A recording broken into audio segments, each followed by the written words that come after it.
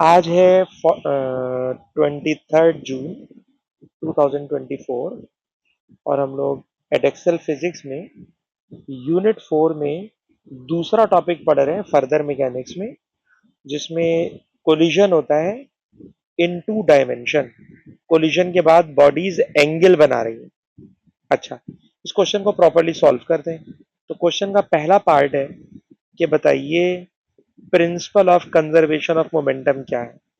तो ये बात हम बचपन से पढ़ते हुए आ रहे हैं, आईजीसीएसई से पढ़ते हुए आ रहे हैं कि total momentum before collision equals to total momentum after collision, या इन एन आइसोलेटेड सिस्टम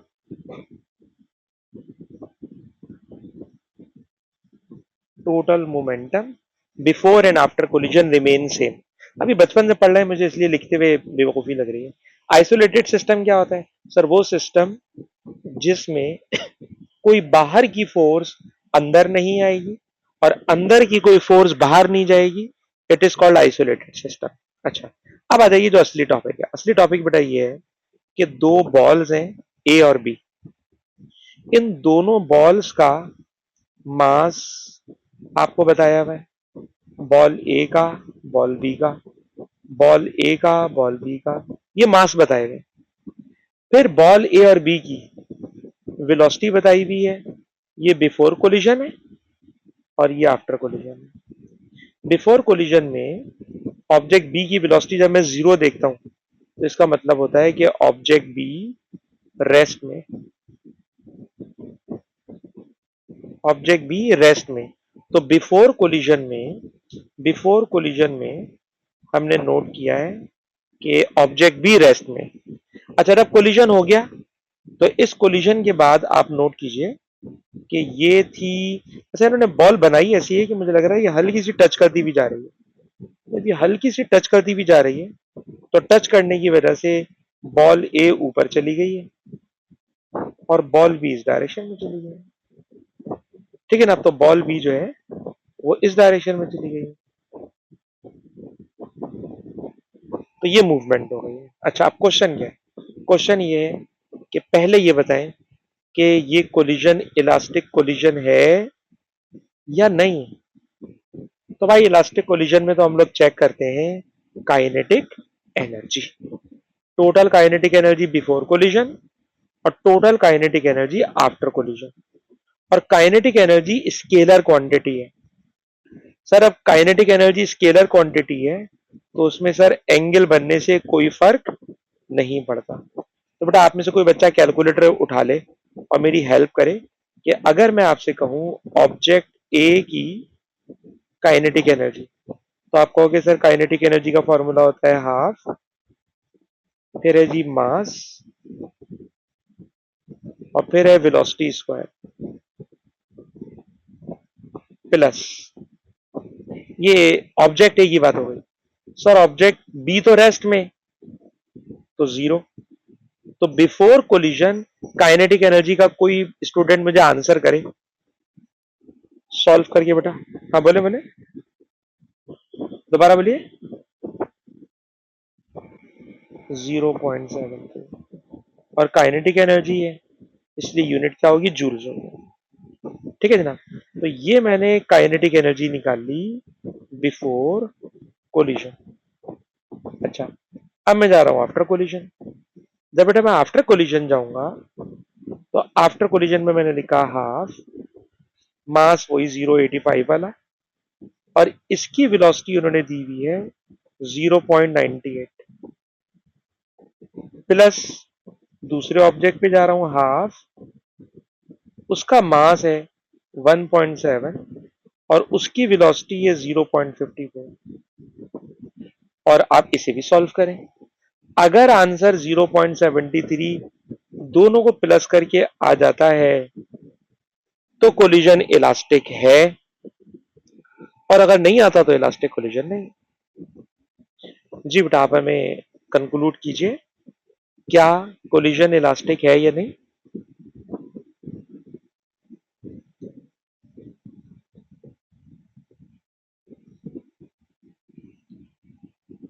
क्या कोलिजन इलास्टिक है या नहीं?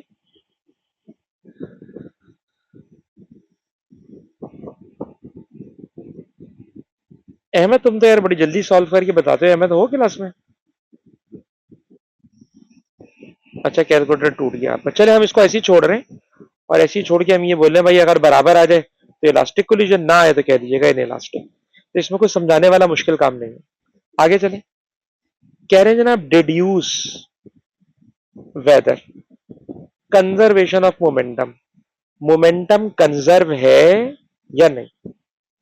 अब हमने मोमेंटम चेक करना है। मोमेंटम कैसे चेक करेंगे? तो आपको पता है मोमेंटम वेक्टर क्वांटिटी है, और जब मोमेंटम वेक्टर क्वांटिटी है तो भाई वेक्टर क्वांटिटी का हमें अगर एंगल बन रहा हो तो एक्स एक्सिस पर अलग कैलकुलेशन करते हैं और वाई एक्सिस पे अलग कैलकुलेशन करते हैं, और इस मर्तबा दोनों पे ही कैलकुलेशन करके चेक करेंगे, एक्स एक्सिस पर भी और वाई एक्सिस पे भी। तो चले जनाब शुरू करते हैं अलोंग एक्स एक्सिस।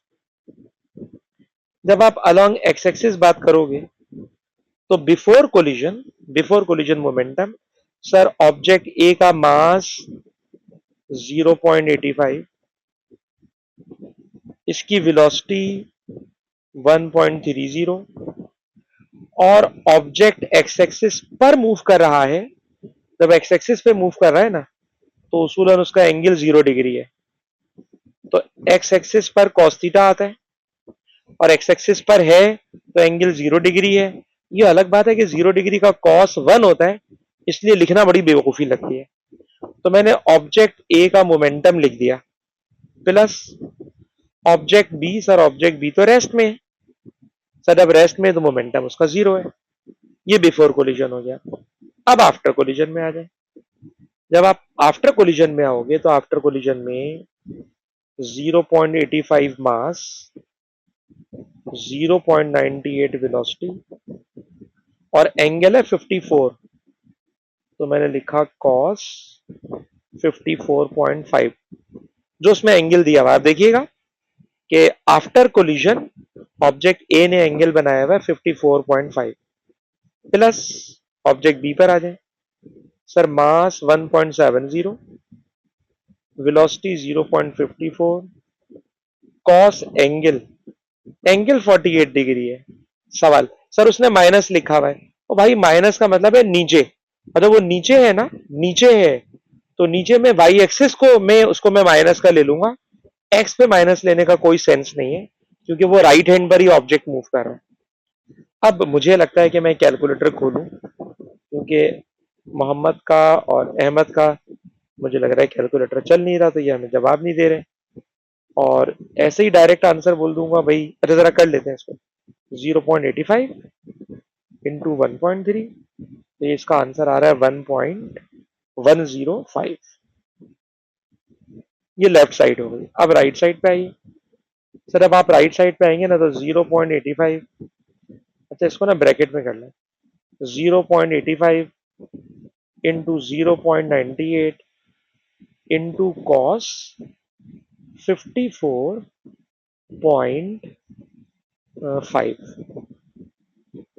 ब्रैकेट मैंने क्लोज कर दिया। तो ये जनाब नंबर आ गया 0.48 प्लस, अब प्लस वाले नंबर को अलग से कर रहा हूँ, 1.7 0.54 इंटू कॉस 48 डिग्री, ये रिजल्ट आ गया 0.61। अच्छा जी, अब अगर मैं इन दोनों को ऐड करूं तो आसपास आ जाना चाहिए आंसर 0.48 प्लस 0.614, तो इसका आंसर आ रहा है जी 1.09। तो अगर आप 1.09 देखें तो 1.09 का मतलब भी 1.1 होता है और लेफ्ट साइड पे भी 1.1 होता है। तो हम इन्हें बराबर मानेंगे क्योंकि हम कैलकुलेटर में सारे डिजिट नहीं लिख सकते, कभी हम कम लिख रहे होते हैं कभी ज्यादा लिख रहे होते हैं, इसलिए ऐड करते वक्त थोड़ी बहुत गड़बड़ हो जाती है। तो एक्स एक्सिस पे तो मोमेंटम कंजर्व है।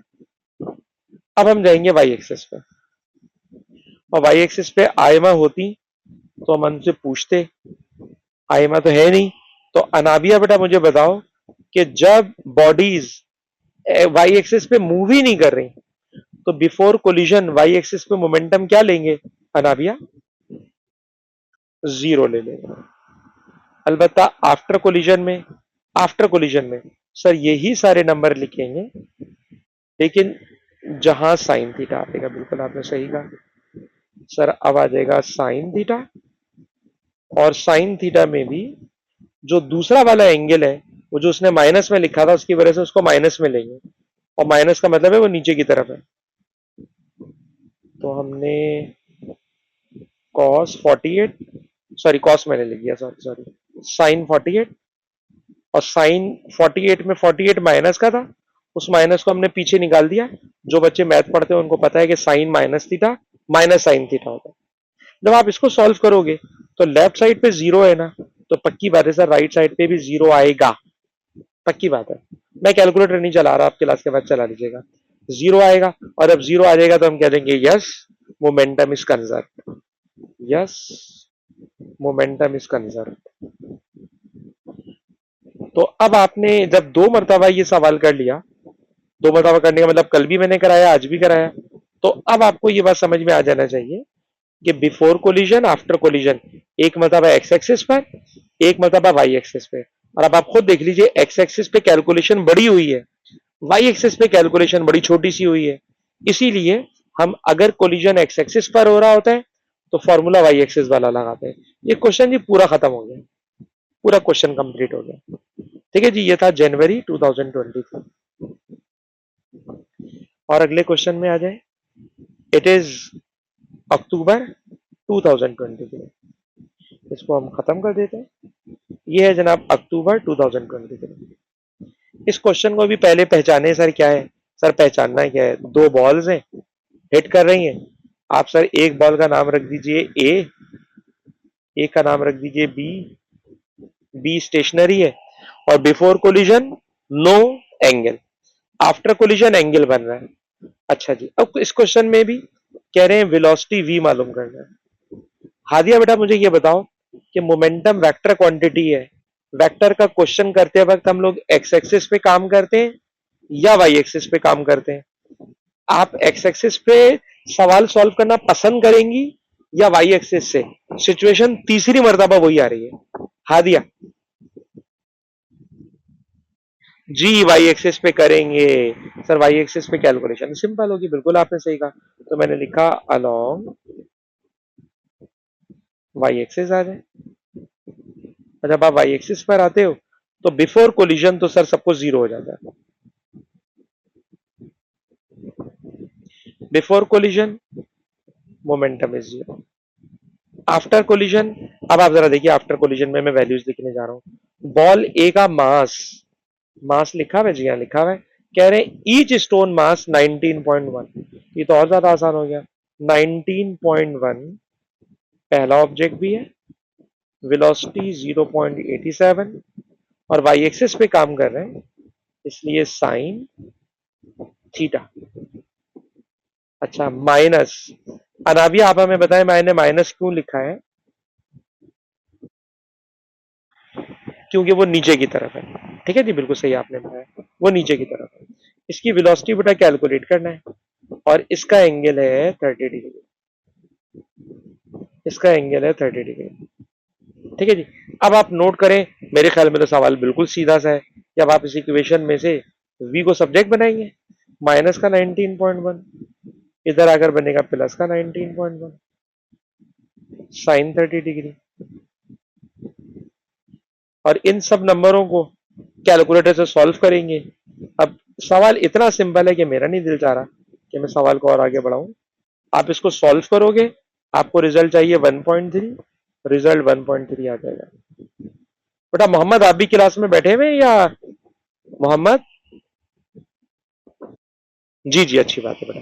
अच्छा, तो इस क्वेश्चन में हम लोगों ने तीसरी मर्तबा ये बात सीखी है कि जब कोलिजन एक्स एक्सिस पर हो रहा हो तो हमें क्वेश्चन वाई एक्सिस पे करना चाहिए, कैलकुलेशन छोटी और आसान हो जाती है। अच्छा जी, वाई एक्सिस पे क्वेश्चन अभी खत्म नहीं हुआ, एक और बात कह रहे हैं आपको बताना है कि ये कोलिजन इलास्टिक है या इन इलास्टिक। मोहम्मद बताएं, कभी भी इलास्टिक और इन इलास्टिक चेक करना हो तो मोहम्मद हम लोग क्या काम करते हैं? काइनेटिक एनर्जी देगा। ठीक है जी। तो चले जी, मैं काइनेटिक एनर्जी बिफोर कोलिजन यहां निकाल रहा हूं ताकि मुझे पेज स्क्रॉल ना करना पड़े। तो मैं काइनेटिक एनर्जी निकाल रहा हूं बिफोर कोलिजन। सर दोनों का मास 19.1 kg, तो मैंने लिखा हाफ, ये हो गया मास, और इसकी वेलोसिटी है 1.7। ये तो ए हो गया। बी की तो सर काइनेटिक एनर्जी जीरो है क्योंकि वो स्टेशनरी है। सॉल्व करोगे तो सर कोई काइनेटिक एनर्जी आ जाएगी। तो सर एक साइड तो कम से कम कर दें, तो एक साइड हम लोग कर लेते हैं। 19.1 इंटू 7.7 स्क्वायर डिवाइडेड बाय 2, ये जनाब रिजल्ट आ रहा है 27.6। 27.6 ये आ गई बिफोर कोलिजन काइनेटिक एनर्जी। अब आफ्टर कोलिजन में आ जाए। सर कोई इसमें एंगल शेंगल तो होता नहीं काइनेटिक एनर्जी में, सीधी सीधी वैल्यूज लिखे हैं, सॉल्व करना। तो जरा देखिएगा इसके लिए आफ्टर कोलिजन में। सर हाफ मास 19.1, वेलोसिटी 0.87, प्लस हाफ मास 19.1, वेलोसिटी वेलोसिटी 1.3 के बजाय जो आप कैलकुलेटर से सॉल्व करके निकालो ना, आपको याद होगा 1.3 नहीं आएगी, थोड़ी सी इससे डिफरेंट आएगी। तो जो भी वैल्यू आए भैया उस वैल्यू को लिखकर स्क्वायर कीजिएगा, सॉल्व कीजिएगा। अगर रिजल्ट 27.6 आए, अगर आए, अगर आए तो इलास्टिक, और सर अगर ना आए तो इन इलास्टिक। ठीक है। तो अनाबी अब आप इस बात को माने, सवाल खत्म हो गया। हाँ सवाल ही खत्म हो गया कि 2 डायमेंशन कोलिजन में जब मैंने फर्स्ट क्वेश्चन परसों कराया था तो उस टाइम में मुझे नहीं लगता कि इतना अच्छा समझ में आया, लेकिन उस दिन मैंने कहा था कि देखो सेम टाइप के क्वेश्चन जब आप 2-3 कर लेते हो ना तो आपको समझ में आ जाता है भाई एक ही काम है जो वो बार बार कराया जा रहा है। ठीक है ना, तो वही काम बार बार करा रहा है, कोई नई बात नहीं आ रही। यहां तक के शायद जनवरी 2024 में उसके पास कोई सवाल तक नहीं बन पाया। जनवरी 2024 में 2D कोलिजन का उसने सवाल ही नहीं डाला हुआ, नहीं डाला हुआ, नहीं आया उसके अंदर। वैसे आता है लेकिन जनवरी में नहीं आया। अच्छा जनाब, तो मैंने जितने क्वेश्चन इस टॉपिक से रिलेटेड निकाले थे भैया वो सारे के सारे हो गए खत्म। अब मजबूरी है कि मुझे इसी सवाल पर आना, अब मेरी मजबूरी है, मैं क्या करूं। ठीक है ना, तो मैं मजबूरी आ गया हूं इसके ऊपर। अलबत्ता तुम में से किसी एक बच्चे के पास भी अगर ज्योमेट्री बॉक्स हो तो हम इस क्वेश्चन को उस बच्चे से पूछ पूछ के कर सकते हैं, किसी एक के पास भी अगर हो। तो कोई है बच्चा ऐसा, अहमद तुम्हारे पास या मोहम्मद तुम्हारे पास?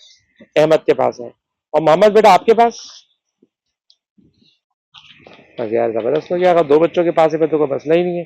तो बाकी 2 बच्चे बेटा सुन सुन के कर सकते हैं, और जब कल आप अरेंज कर लें तो मैं आपको जो है वो तो दूंगा, क्या कहेंगे, इसकी रिकॉर्डिंग, तो यकीनन आप उस सवाल को भी कर लेंगे। ठीक है। अलबत्ता ड्राइंग से पहले भी सर पहला पार्ट इसका है, जरा उसको भी देख लें। क्वेश्चन है अक्टूबर 2022। क्वेश्चन क्या है सर? क्वेश्चन ये है कि इस गेम को, मुझे तो ये हॉकी लगती है पर ये हॉकी नहीं है। अच्छा हॉकी ही है लिखा, hockey is a sport played with stick and ball. ठीक है जनाब, हॉकी है वो।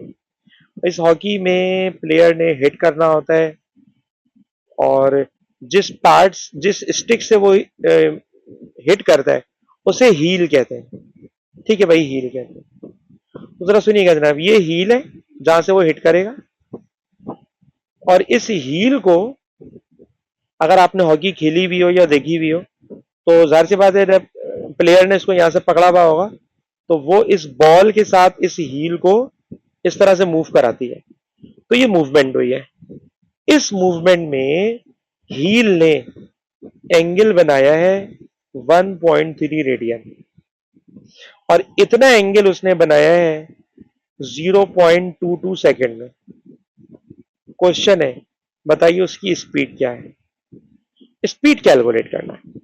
तो मेरे ख्याल में स्पीड कैलकुलेट करने के 2 फार्मूले बच्चे के दिमाग में आते हैं। सर स्पीड होती है डिस्टेंस अपॉन टाइम। ठीक है ना, ये तो बचपन से पढ़ते हुए आ रहे हैं।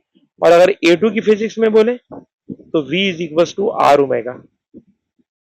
मैं आपसे पूछूंगा किससे कराऊं?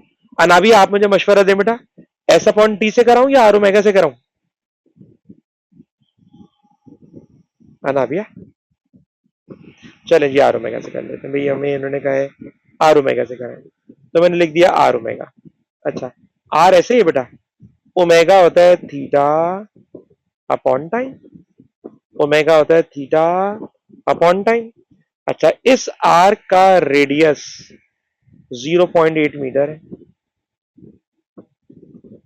रेडियस 0.8 मीटर है, थीटा 1.3 रेडियन है, टाइम 0.22 सेकेंड है। सॉल्व करोगे तो वेलोसिटी आ जाएगी। ठीक है, और इसमें शो दैट नहीं निकालना पड़ेगी, और शायद वो अगले पार्ट में, ये अगले पार्ट में यूज नहीं करवा रहा। ठीक है जी, सॉल्व करोगे तो आंसर आ जाएगा। अच्छा, कोई बच्चा बोले सर मुझे दूसरे वाले फार्मूले से करा दें, तो ये जो एस अपॉन टी है, अगर आप गौर करो तो एस होता है आर थीटा। एस क्या होता है? R theta. तो वही शक्ल बन गई भाई, ठीक है ना, वही शक्ल बन गई। तो खैर एक तरह से मैंने दोनों से दिखा दिया आपको।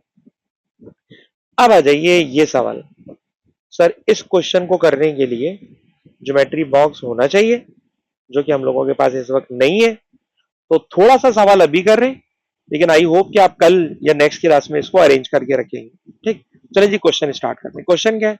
सर क्वेश्चन ये है कि ये हील है और यहां से कोई बॉल आ रही है, ठीक है ना, बॉल आई और ये बॉल हील से टकरा कर इधर चली गई। इस हील को किसी बंदे ने अपने हाथ में होल्ड किया हुआ होगा। जब भी आप देखिए वेलोसिटी बढ़ गई है, बॉल आ रही थी 13 की स्पीड से, और हील को जिस प्लेयर ने होल्ड किया हुआ है उसने उसको हिट किया है, तो वेलोसिटी बढ़ गई है और 13 से स्पीड बढ़कर 16 पर आ गई है। ठीक है जी, ये उन्होंने आपके सामने डायग्राम दी है। इस डायग्राम में, इस डायग्राम में अब क्या पूछ रहा है तो जरा गौर से सुनना। क्वेश्चन ये है कि आप चेक करें, चेक करें कि मोमेंटम कंजर्व है या नहीं, मोमेंटम कंजर्व है या नहीं। ठीक है ना। सर मोमेंटम की कंजर्वेशन कैसे चेक करते हैं? सर मोमेंटम की कंजर्वेशन चेक करने का मतलब होता है कि हम मोमेंटम निकालेंगे बिफोर कोलिजन और मोमेंटम निकालेंगे आफ्टर कोलिजन। तो आप देखिए मैंने लेफ्ट साइड के ऊपर भी मोमेंटम लिख दिया है बिफोर कोलिजन, और मैंने राइट साइड पर भी मैंने लिख दिया है मोमेंटम आफ्टर कोलिजन। दो मरतबा मैंने मोमेंटम लेफ्ट और राइट पे लिखा है। सर पहला मोमेंटम हील के लिए, दूसरा मोमेंटम बॉल के लिए, और आफ्टर कोलिजन में भी एक मोमेंटम हील के लिए और एक मोमेंटम बॉल के लिए। ये मैंने इक्वेशन लिखी, सवाल पढ़े बगैर। ठीक है, अब इस क्वेश्चन में पढ़े तो लिखा है हील कोलिजन के बाद, ठीक है ना, the heel collides with ball, heel collide करती है बॉल से एंड स्टॉप, रुक जाती है, हील रुक जाती है।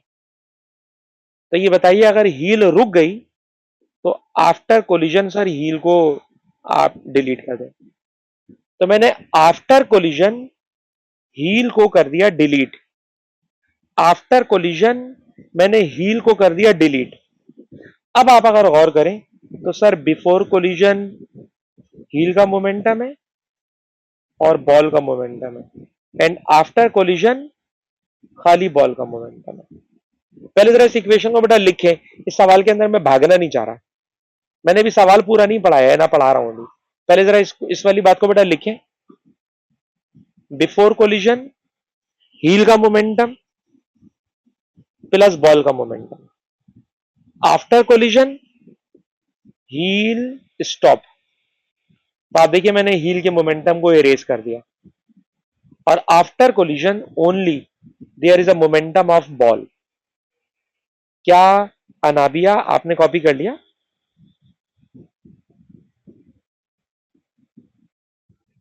ठीक है जी। अच्छा, इस क्वेश्चन को जरा नीचे जाके रीड करें, तो इसमें लिखा हुआ है कि आपने वेक्टर डायग्राम बनाना है, वेक्टर डायग्राम बनाना है। तो ये क्वेश्चन जो मैंने 3 सवाल पहले कराए उससे डिफरेंट हो गया। उन क्वेश्चन में क्या होता था सर, वो एक्स एक्सिस पे जाते थे, वाई एक्सिस पे जाते थे। एक्स एक्सिस और वाई एक्सिस पर जाकर फिर हम लोग डिसाइड करते थे कि मोमेंटम कंजर्व है या नहीं, साइन थीटा कॉस थीटा। इस सवाल में साइन थीटा कॉस थीटा नहीं करना है, इस सवाल में वेक्टर डायग्राम बनानी है, और वेक्टर डायग्राम बनाकर फिर हमने फैसला करना है कि मोमेंटम कंजर्व है या नहीं है, मोमेंटम कंजर्व है या नहीं है। ठीक है जनाब, ये हमने फैसला करना है। ठीक है जी, कैसे फैसला करेंगे तो जरा आगे चलते हैं। इसके लिए उन्होंने हमें कुछ दिया है। क्या दिया है? तो जो दिया है उसकी तरफ तो भी जाता हूं, अलबत्ता मैं एक छोटी सी बात और मिसिंग कर रहा हूं कि बच्चा अब एग्जाम में सवाल कर रहा होगा, उसके दिमाग में क्या बात है, ये गौर से सुनिएगा।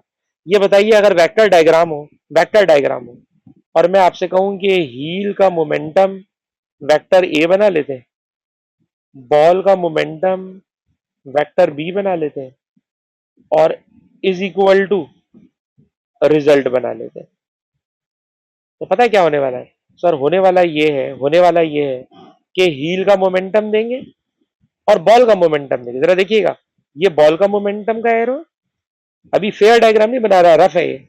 सर ये बॉल के मोमेंटम का एरो होगा, सर ये हील के मोमेंटम का एरो होगा, दोनों को हेड और टेल से जोड़ दूंगा। ठीक है जनाब, हील का मोमेंटम और बॉल का मोमेंटम, हील का मोमेंटम वेक्टर ए है, बॉल का मोमेंटम वेक्टर बी है। ये मैंने बनाया है बिफोर कोलिजन दो मोमेंटम, बिफोर कोलिजन हील और बॉल, बिफोर कोलिजन हील और बॉल दोनों के मोमेंटम के दो एरोज मैंने बना दिए, और इन दोनों का जो रिजल्ट है सर वो ये रिजल्ट होगा, ये रिजल्ट होगा। अच्छा, मेरा पेन ना मुझे सपोर्ट नहीं कर रहा है, मैं नीचे करना चाह रहा हूँ, वो थोड़ा सा ऊपर भाग रहा है। अच्छा खैर जनाब, ये जो मैंने ग्रीन कलर का बनाया है, it will be the resultant, it will be the resultant. अब गौर से सुनना, हम लोग स्केल डायग्राम बनाएंगे कल। स्केल डायग्राम में अगर इन तीनों वेक्टर से एक क्लोज ट्राइंगल बन गई तो मोमेंटम कंजर्व है, और इन तीनों वेक्टर से अगर क्लोज ट्राइंगल नहीं बन पाई तो मोमेंटम कंजर्व नहीं है। मैं अपनी बात रिपीट कर रहा हूं, अलबत्ता मैं रिकॉर्डिंग को बंद कर रहा हूं, और मैं अपनी बात रिपीट करने के बाद हादिया से कमेंट्री करवाऊंगा। रिकॉर्डिंग बेटा बंद कर रहा हूं।